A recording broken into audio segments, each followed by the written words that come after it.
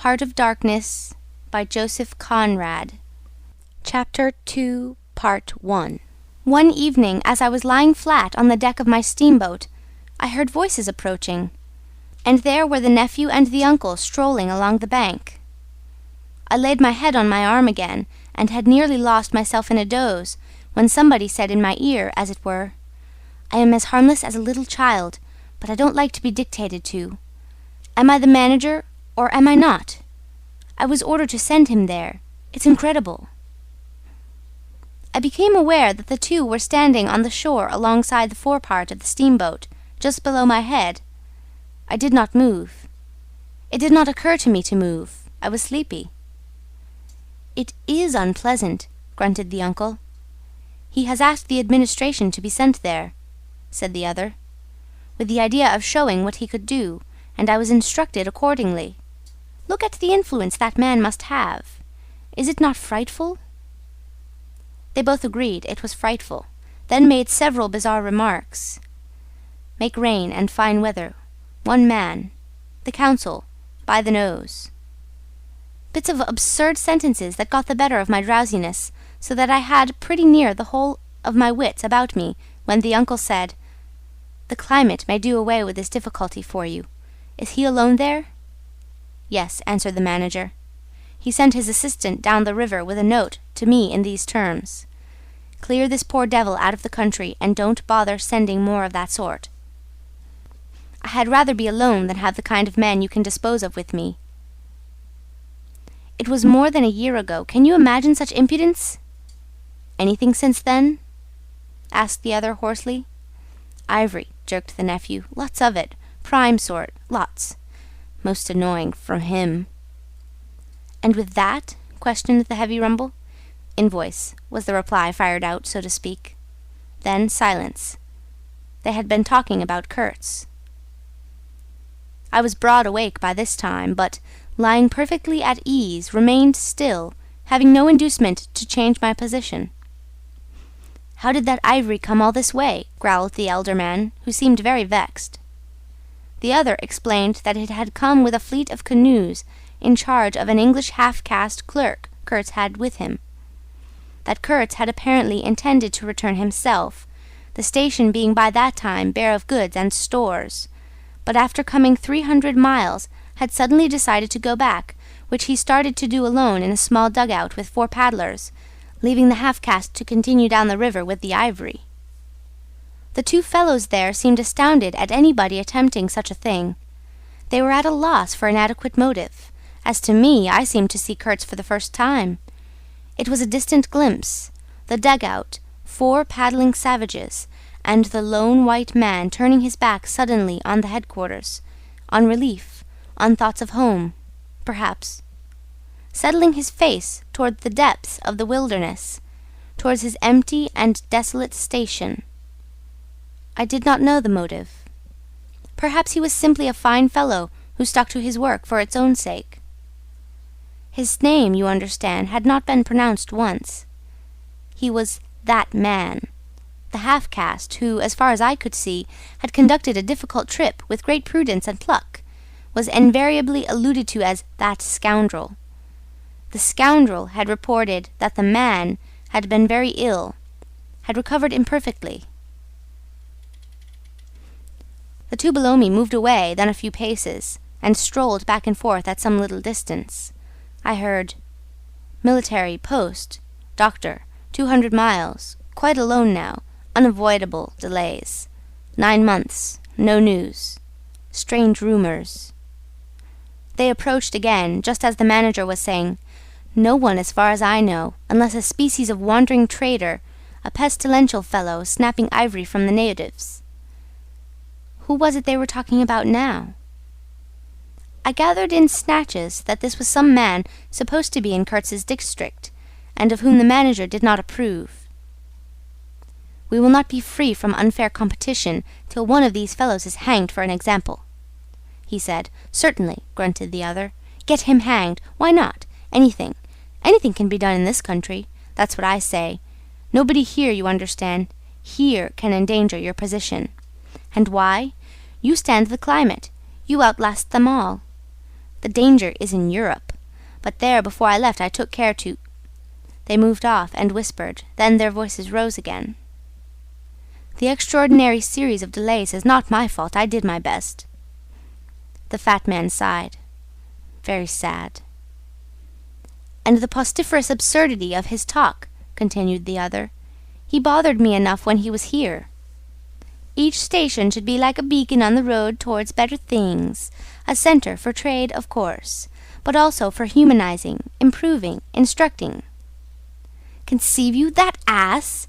And he wants to be manager. No, it's..." Here he got choked by excessive indignation, and I lifted my head the least bit. I was surprised to see how near they were, right under me. I could have spat on their hats. They were looking at the ground, absorbed in thought. The manager was switching his leg with a slender twig. His sagacious relative lifted his head. "You have been well since you came out this time?" he asked. The other gave a start. "Who? I? Oh, like a charm, but the rest, oh my goodness, all sick. They die so quick, too, that I haven't the time to send them out of the country. It's incredible." Just so," grunted the uncle. "Ah, my boy, trust to this, I say, trust to this." I saw him extend his short flipper of an arm for a gesture that took in the forest, the creek, the mud, the river, seemed to beckon with a dishonouring flourish before the sunlit face of the land, a treacherous appeal to the lurking death, to the hidden evil, to the profound darkness of its heart. It was so startling that I leapt to my feet and looked back at the edge of the forest, as though I had expected an answer of some sort to that black display of confidence. You know the foolish notions that come to one sometimes. The high stillness confronted these two figures with its ominous patience, waiting for the passing away of a fantastic invasion. They swore aloud together, out of sheer fright, I believe, then, pretending not to know anything of my existence, turned back to the station. The sun was low, and leaning forward side by side, they seemed to be tugging painfully uphill, their two ridiculous shadows of unequal length, that trailed behind them slowly over the tall grass without bending a single blade. In a few days, the El Dorado expedition went into the patient wilderness, that closed upon it as the sea closes over a driver. Long afterwards the news came that all the donkeys were dead. I know nothing as to the fate of the less valuable animals. They, no doubt, like the rest of us, found what they deserved. I did not inquire. I was then rather excited at the prospect of meeting Kurtz very soon. When I say very soon, I mean it comparatively. It was just 2 months from the day we left the creek when we came to the bank below Kurtz's station. Going up that river was like travelling back to the earliest beginnings of the world, when vegetation rioted on the earth, and the big trees were kings. An empty stream, a great silence, an impenetrable forest. The air was warm, thick, heavy, sluggish. There was no joy in the brilliance of sunshine. The long stretches of the waterway ran on, deserted, into the gloom of the overshadowed distances. On silvery sandbanks, hippos and alligators sunned themselves side by side. The broadening waters flowed through a mob of wooded islands. You lost your way on that river as you would in a desert, and butted all day long against shoals, trying to find the channel, till you thought yourself bewitched and cut off forever from everything you had known once, somewhere, far away, in another existence perhaps. There were moments when one's past came back to one, as it will sometimes when you have not a moment to spare for yourself. But it came in the shape of an unrestful and noisy dream, remembered with wonder amongst the overwhelming realities of this strange world of plants, water, and silence. And this stillness of life did not in the least resemble a peace. It was the stillness of an implacable force brooding over an inscrutable intention. It looked at you with a vengeful aspect. I got used to it afterwards. I did not see it any more. I had no time. I had to keep guessing at the channel. I had to discern, mostly by inspiration, the signs of hidden banks. I watched for sunken stones. I was learning to clap my teeth smartly before my heart flew out, when I shaved by a fluke some infernal sly old snag that would have ripped the life out of the tin-pot steamboat and drowned all the pilgrims. I had to keep a lookout for the signs of dead wood we could cut up in the night for next day's steaming. When you have to attend to things of that sort, to the mere incidents of the surface, the reality, I tell you, fades. The inner truth is hidden, luckily. But I felt it all the same. I felt often its mysterious stillness watching me at my money tricks, just as it watches you fellows performing on your respective tight-ropes for, what is it, half a crown a tumble? "Try to be civil, Marlow," growled a voice, and I knew there was at least one listener awake besides myself. I beg your pardon, I forgot the heartache which makes up the rest of the price. And indeed, what does the price matter if the trick be well done? You do your tricks very well, and I didn't do badly either, since I managed not to sink that steamboat on my first trip. It's a wonder to me yet. Imagine a blindfolded man set to drive a van over a bad road. I sweated and shivered over that business considerably, I can tell you. After all, for a seaman, to scrape the bottom of the thing that's supposed to float all the time under his care is the unpardonable sin. No one may know of it, but you never forget the thump, eh? A blow on the very heart. You remember it, you dream of it, you wake up at night and think of it, years after, and go hot and cold all over. I don't pretend to say that steamboat floated all the time.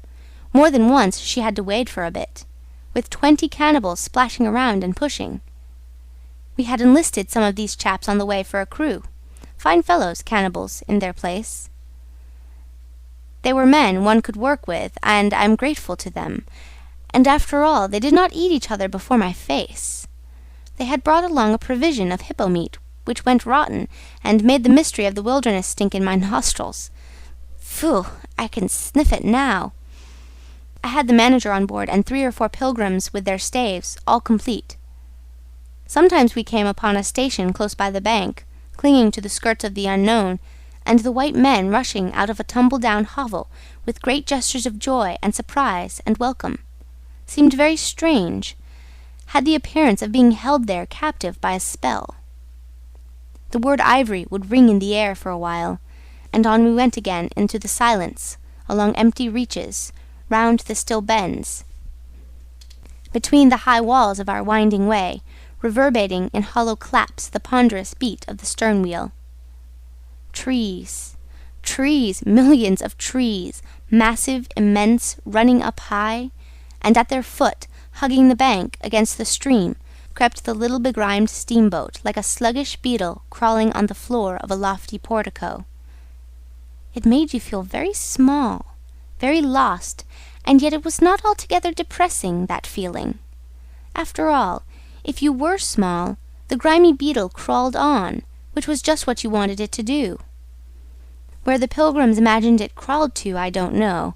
To some place where they expected to get something, I bet. For me, it crawled towards Kurtz, exclusively.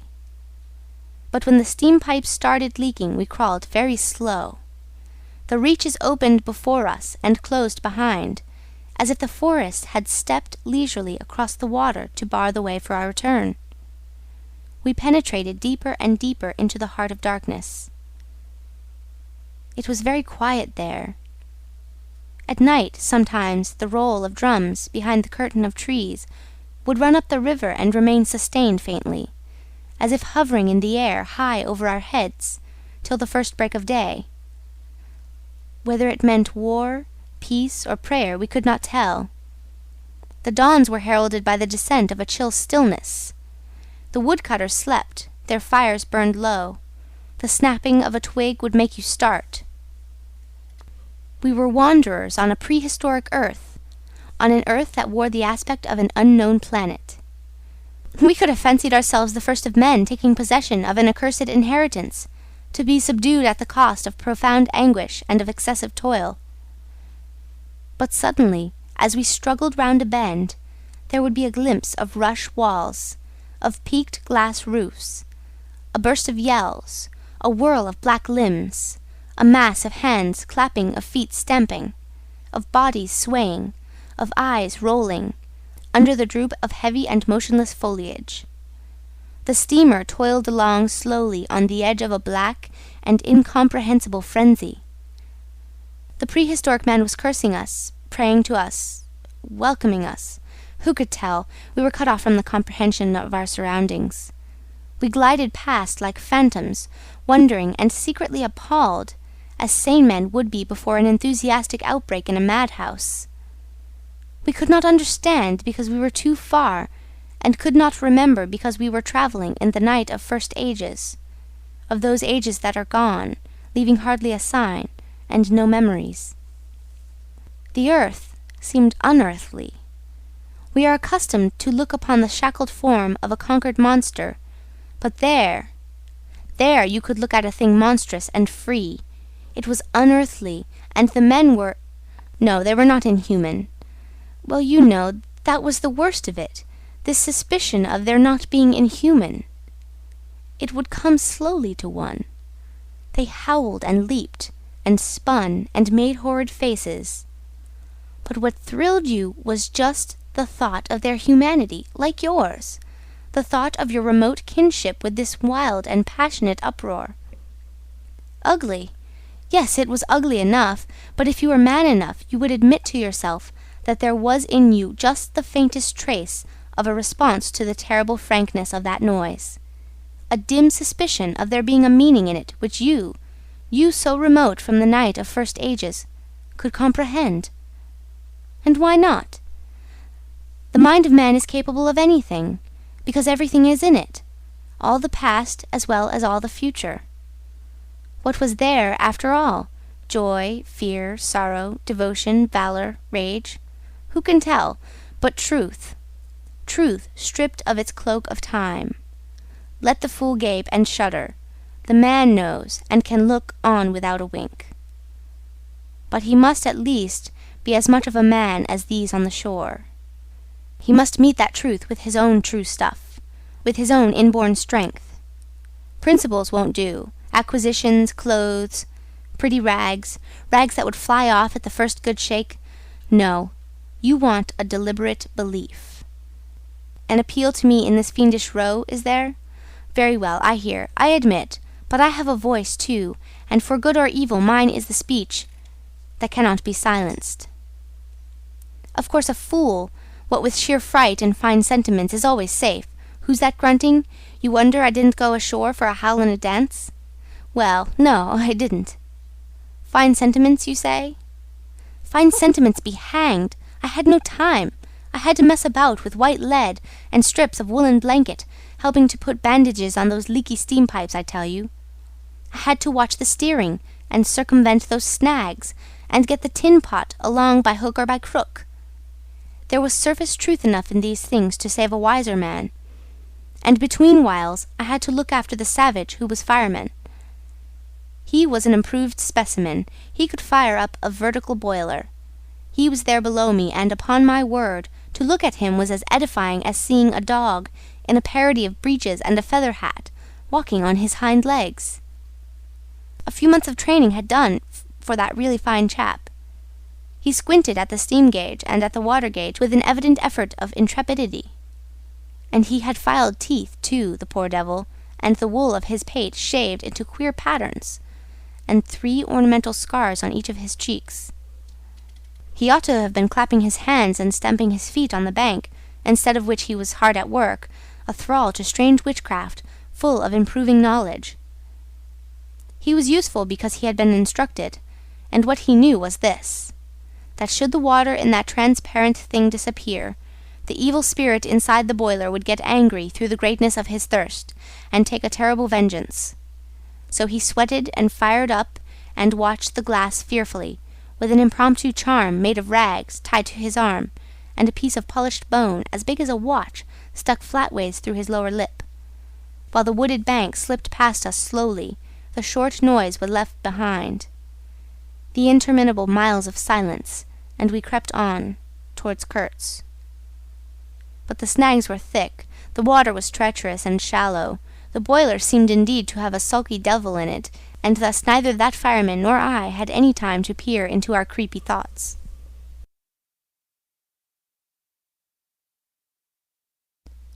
Some 50 miles below the inner station, we came upon a hut of reeds, an inclined and melancholy pole with the unrecognizable tatters of what had been a flag of some sort flying from it, and a neatly stacked woodpile. This was unexpected. We came to the bank, and on the stack of firewood found a flat piece of board with some faded pencil writing on it. When deciphered, it said, "Wood for you. Hurry up. Approach cautiously." There was a signature, but it was illegible. Not Kurtz, a much longer word. Hurry up. Where? Up the river? Approach cautiously. We had not done so. But the warning could not have been meant for the place where it could only be found after approach. Something was wrong above. But what, and how much? That was the question. We commented adversely upon the imbecility of that telegraphic style. The bush around said nothing, and would not let us look very far either. A torn curtain of red twill hung in the doorway of the hut, and flapped sadly in our faces. The dwelling was dismantled, but we could see a white man had lived there not very long ago. There remained a rude table, a plank on 2 posts. A heap of rubbish reposed in a dark corner, and by the door I picked up a book. It had lost its covers, and the pages had been thumbed into a state of extremely dirty softness, but the back had been lovingly stitched afresh with white cotton thread, which looked clean yet. It was an extraordinary find. Its title was "An Inquiry into Some Points of Seamanship," by a man Towson, some such name, master in His Majesty's Navy. The matter looked dreary reading enough, with illustrative diagrams and repulsive tables of figures, and the copy was 60 years old. I handled this amazing antiquity with the greatest possible tenderness, lest it should dissolve in my hands. Within, Towser was inquiring earnestly into the breaking strain of ships' chains and tackle, and other such matters. Not a very enthralling book, but at the first glance you could see there a singleness of intention, an honest concern for the right way of going to work, which made these humble pages, thought out so many years ago, luminous with another than a professional light. The simple old sailor, with his talk of chains and purchases, made me forget the jungle and the pilgrims in a delicious sensation of having come upon something unmistakably real. Such a book, being here, was wonderful enough. Still more astounding were the notes penciled in the margin, and plainly referring to the text. I couldn't believe my eyes. They were in cipher. Yes, it looked like a cipher. Fancy a man lugging with him a book of that description into this nowhere, and studying it, and making notes. In cipher at that! It was an extravagant mystery. I had been dimly aware for some time of a worrying noise, and when I lifted my eyes I saw the woodpile was gone, and the manager, aided by all the pilgrims, was shouting at me from the riverside. I slipped the book into my pocket. I assure you, to leave off reading was like tearing myself away from the shelter of an old and solid friendship. I started the lame engine ahead. "It must be this miserable traitor, this intruder," exclaimed the manager, looking back malevolently at the place we had left. "He must be English," I said. "It will not save him from getting into trouble if he is not careful," muttered the manager darkly. I observed, with assumed innocence, that no man was safe from trouble in this world. The current was more rapid now. The steamer seemed at her last gasp. The stern wheel flopped languidly, and I caught myself listening on the tiptoe for the next beat of the boat. For in sober truth, I expected the wretched thing to give up every moment. It was like watching the last flickers of a life, but still we crawled. Sometimes I would pick out a tree a little way ahead to measure our progress towards Kurtz by, but I lost it invariably before we got abreast. To keep the eyes so long on one thing was too much for human patience. The manager displayed a beautiful resignation. I fretted and fumed and took to arguing with myself whether or no I would talk openly with Kurtz. But before I could come to any conclusion, it occurred to me that my speech or my silence, Indeed, any action of mine would be a mere futility. What did it matter what anyone knew or ignored? What did it matter who was manager? One gets sometimes such a flash of insight. The essentials of this affair lay deep under the surface, beyond my reach, and beyond my power of meddling.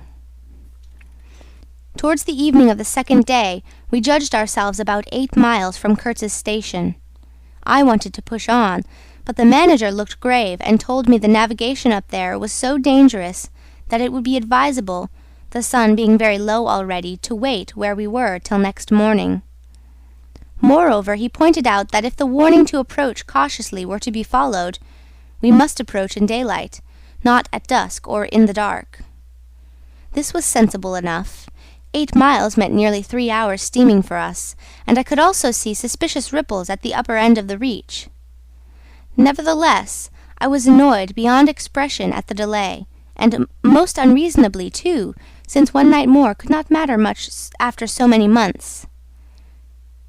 As we had plenty of wood, and caution was the word, I brought up in the middle of the stream. The reach was narrow, straight, with high sides like a railway cutting. The dusk came gliding into it long before the sun had set. The current ran smooth and swift, but a dumb immobility sat on the banks. The living trees, lashed together by the creepers and every living bush of the undergrowth, might have been changed into stone, even to the slenderest twig, to the lightest leaf. It was not sleep. It seemed unnatural, like a state of trance.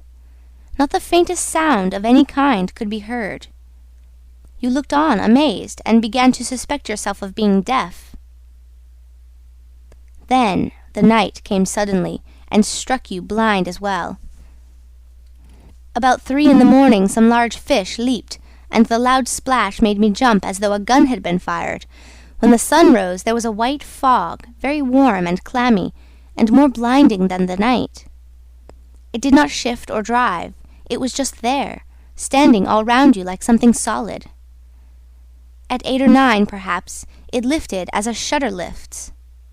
We had a glimpse of the towering multitude of trees, of the immense matted jungle, with the blazing little ball of the sun hanging over it, all perfectly still, and then the white shutter came down again smoothly, as if sliding in greased grooves. I ordered the chain, which we had begun to heave in, to be paid out again. Before it stopped running with a muffled rattle, a cry, a very loud cry, as of infinite desolation, soared slowly in the opaque air. It ceased. A complaining clamour, modulated in savage discords, filled our ears. The sheer unexpectedness of it made my hair stir under my cap. I don't know how it struck the others. To me it seemed as though the mist itself screamed, so suddenly, and apparently from all sides at once did this tumultuous and mournful uproar arise. It culminated in a hurried outbreak of almost intolerably excessive shrieking, which stopped short, leaving us stiffened in a variety of silly attitudes, and obstinately listening to the nearly as appalling and excessive silence. "Good God! What is the meaning?" stammered at my elbow one of the pilgrims, a little fat man with sandy hair and red whiskers, who wore side-spring boots and pink pig pyjamas tucked into his socks. 2 others remained open-mouthed a minute, then dashed into the little cabin to rush out incontinently and stand, darting scared glances with Winchesters at ready in their hands. What we could see was just the steamer we were on. Her outlines blurred as though she had been on the point of dissolving, and a misty strip of water, perhaps 2 feet broad, around her. And that was all. The rest of the world was nowhere, as far as our eyes and ears were concerned. Just nowhere. Gone. Disappeared. Swept off without leaving a whisper or a shadow behind. I went forward and ordered the chain to be hauled in short, so as to be ready to trip the anchor and move the steamboat at once if necessary. "Will they attack?" whispered an odd voice. "We will all be butchered in this fog," murmured another. The faces twitched with the strain, the hands trembled slightly, the eyes forgot to wink. It was very curious to see the contrast of expressions of the white men and of the black fellows of our crew, who were as much strangers to that part of the river as we, though their homes were only 800 miles away. The whites, of course, greatly discomposed, had besides a curious look of being painfully shocked by such an outrageous row. The others had an alert, naturally interested expression, but their faces were essentially quiet, even those of the one or two who grinned as they hauled at the chain. Several exchanged short, grunting phrases, which seemed to settle the matter to their satisfaction. Their headman, a young, broad-chested black, severely draped in a dark blue fringed cloths, with fierce nostrils and his hair all done up artfully in oily ringlets, stood near me. "Aha!" I said, just for good fellowship's sake. "Catch 'em!" he snapped, with a bloodshot widening of his eyes and a flash of sharp teeth. "Catch 'im. Give 'im to us." "To you, eh?" I asked. "What would you do them?" "Eat 'em," he said curtly, and leaning his elbow on the rail, looked out into the fog in a dignified and profoundly pensive attitude. I would no doubt have been properly horrified had it not occurred to me that he and his chaps must be very hungry, that they must have been growing increasingly hungry for at least this month past. They had been engaged for 6 months. I don't think a single one of them had had any clear idea of the time, as we at the end of countless ages have. They still belonged to the beginnings of time, had no inherited experience to teach them, as it were. And of course, as long as there was a piece of paper written over in accordance with some farcical law or other made down the river, it didn't enter anybody's head to trouble how they would live. Certainly they had brought with them some rotten hippo meat, which couldn't have lasted very long anyway, even if the pilgrims hadn't, in the midst of a shocking hullabaloo, thrown a considerable quantity of it overboard. It looked like a high-handed proceeding, but it was really a case of legitimate self-defense. You can't breathe dead hippo walking, sleeping, and eating, and at the same time keep your precarious grip on existence. Besides that, they had given them every week 3 pieces of brass wire, each about 9 inches long, and the theory was they were to buy their provisions with that currency in riverside villages. You can see how that worked. There were either no villages, or the people were hostile, or the director, who like the rest of us fed out of tins, with an occasional old he-goat thrown in, didn't want to stop the steamer for some more or less recondite reason. So unless they swallowed the wire itself, or made loops of it to snare the fishes with, I don't see what good their extravagant salary could be to them. I must say it was paid with a regularity worthy of a large and honourable trading company. For the rest, the only thing to eat, though it didn't look eatable in the least, I saw in their possession was a few lumps of some stuff, like half-cooked dough of a dirty lavender colour, they kept wrapped in leaves, and now and then swallowed a piece of, but so small that it seemed done more for the looks of the thing than for any serious purpose of sustenance. Why in the name of all the gnawing devils of hunger they didn't go for us? They were 30 to 5, and have a good tuck-in for once amazes me now when I think of it. They were big, powerful men, with not much capacity to weigh the consequences, with courage, with strength even yet, though their skins were no longer glossy and their muscles no longer hard. And I saw that something restraining, one of those human secrets that baffle probability, had come into play there. I looked at them with a swift quickening of interest, not because it occurred to me I might be eaten by them before very long, though I own to you that just then I perceived, in a new light, as it were, how unwholesome the pilgrims looked, and I hoped, yes, I positively hoped that my aspect was not so, what shall I say, so unappetizing? A touch of fantastic vanity which fitted well with the dream sensation that pervaded all my days at that time. Perhaps I had a little fever, too. One can't live with one's finger everlastingly on one's pulse. I had often a little fever, or a little touch of other things. The playful paw-strokes of the wilderness, the preliminary trifling before the more serious onslaught which came in due course. Yes, I looked at them as you would on any human being, with a curiosity of their impulses, motives, capacities, weaknesses, when brought to the test of an inexorable physical necessity. Restraint! What possible restraint? Was it superstition, disgust, patience, fear, or some kind of primitive honor? No fear can stand up to hunger, no patience can wear it out. Disgust simply does not exist where hunger is. And as to superstition, beliefs, and what you may call principles, they are less than chaff in a breeze. Don't you know the devilry of lingering starvation, its exasperating torment, its black thoughts, its somber and brooding ferocity? Well, I do. It takes man all his inborn strength to fight hunger properly. It's really easier to face bereavement, dishonor, and the perdition of one's soul than this kind of prolonged hunger. Sad, but true. And these chaps, too, had no earthly reason for any kind of scruple. Restraint! I would just as soon have expected restraint from a hyena prowling amongst the corpses of a battlefield.